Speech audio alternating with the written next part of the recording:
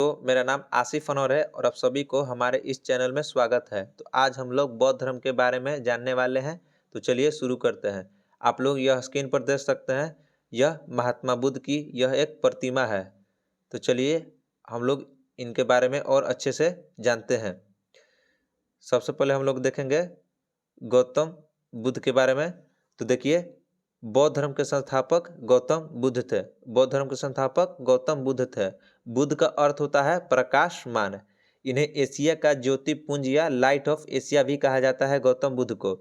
आगे देखते हैं इनके जीवन के परिचय के बारे में।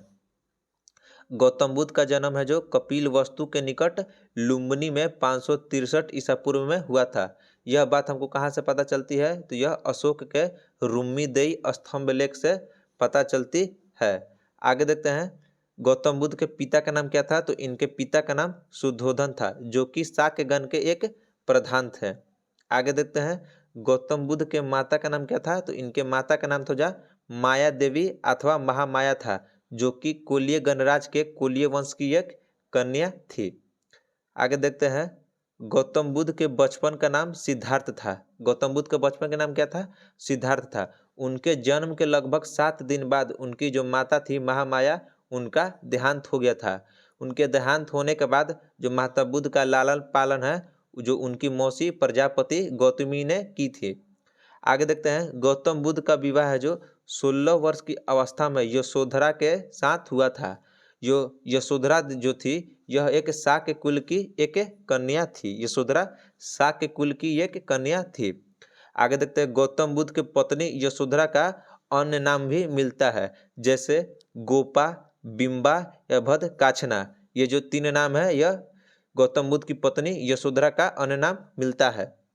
आगे देखते हैं, बुद्ध के पुत्र का नाम क्या था? तो गौतम बुद्ध के पुत्र का नाम राहुल था। गौतम बुद्ध के पुत्र का नाम क्या था? राहुल था। आगे देखते हैं, गौतम बुद्ध का घोड़ा का नाम क्या था? तो घोड़ा का नाम कंथक था और इनका जो सारथी था उनका नाम था छंद।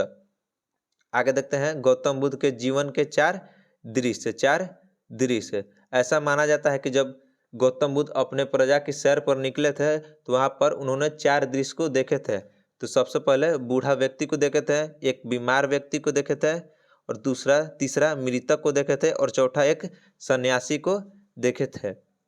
आगे देखते हैं, गृह त्याग। सिद्धार्थ ने अपनी पत्नी और बच्चे को सोते हुए छोड़कर गृह त्याग किए थे। गौतम बुद्ध ने 29 वर्ष की अवस्था में गृह त्याग किए थे। कितने वर्ष की अवस्था में? तो 29 वर्ष की अवस्था में गृह त्याग किए थे। बौद्ध ग्रंथ में गृह त्याग को महाभिनिष्क्रमण कहा गया। क्या कहा गया? तो महाभिनिष्क्रमण कहा गया। आगे देखते हैं, महात्मा बुद्ध ने अनोमा नदी के किनारे अपना सिर मुंडवाए थे। अनोमा नदी के किनारे अपना सिर मुंडवाए थे और भिक्षु का वस्त्र धारण कर लिए थे। और अनोमा नदी के किनारे ही गौतम बुद्ध ने अपना घोड़ा और सार्थक को छोड़कर चले गए थे। और ऐसा माना जाता है कि घोड़ा को छोड़ने के बाद, जो चले जाने के बाद, घोड़ा ने अपना प्राण त्याग दिया था वहीं पर।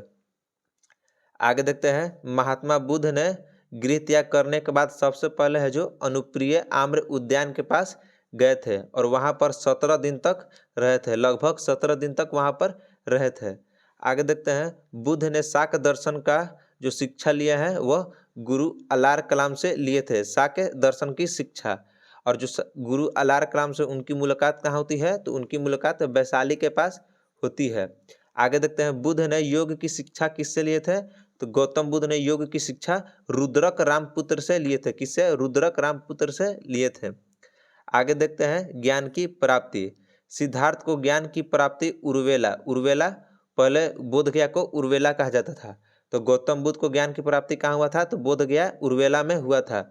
6 वर्ष की कठिन तपस्या के बाद 35 वर्ष की अवस्था में वैशाख पूर्णिमा की रात्रि को पीपल वृक्ष के नीचे हुआ था।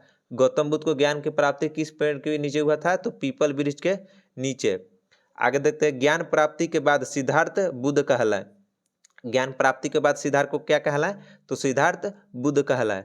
गौतम बुद्ध का भी अन्य नाम मिलता है, जैसे तथागत और शाक्य मुनि। यह गौतम बुद्ध के नाम मिलते हैं। तथागत किस लिए कहा जाता है? तो सत्य है ज्ञान जिसका, उसको तथागत कहा जाता है। सत्य है ज्ञान जिसका। और शाक्य मुनि किस लिए कहा जाता है? तो शाक्य कुल में जन्म लेने के कारण शाक्य मुनि कहा जाता था। आगे देखते हैं, गौतम बुद्ध को ज्ञान प्राप्ति होने के बाद सबसे पहले उर्वेला मतलब बोधगया से ऋषिपतन सारनाथ गए थे। पहले ऋषिपतन कहा जाता था, वर्तमान में सारनाथ। वो उर्वेला से सारनाथ गए थे और वहां पर उन्होंने 5 ब्राह्मण सन्यासी को सबसे पहले उपदेश दिए थे। और गौतम बुद्ध जो बुद्ध थे, जो सबसे पहले अपना उपदेश किसको दिए थे? तो तपसी और मल्लू 2 भिक्षु को अपना उपदेश दिए थे। आगे देखते हैं, मृत्यु। गौतम बुद्ध का मृत्यु कब हुआ था? तो गौतम बुद्ध का मृत्यु 463 ईसा पूर्व में हुआ था। और कहाँ हुआ था? तो मल्लो की राजधानी कुशीनगर में हुआ था। मल्लो की राजधानी कुशीनगर देवरिया उत्तर प्रदेश में हुआ था। और बौद्ध धर्म में इसे क्या कहा गया? तो इसे महापरिनिर्वाण कहा गया है। गौतम बुद्ध को मृत्यु को बौद्ध धर्म में क्या कहा गया? तो इसे महापरिनिर्वाण कहा गया।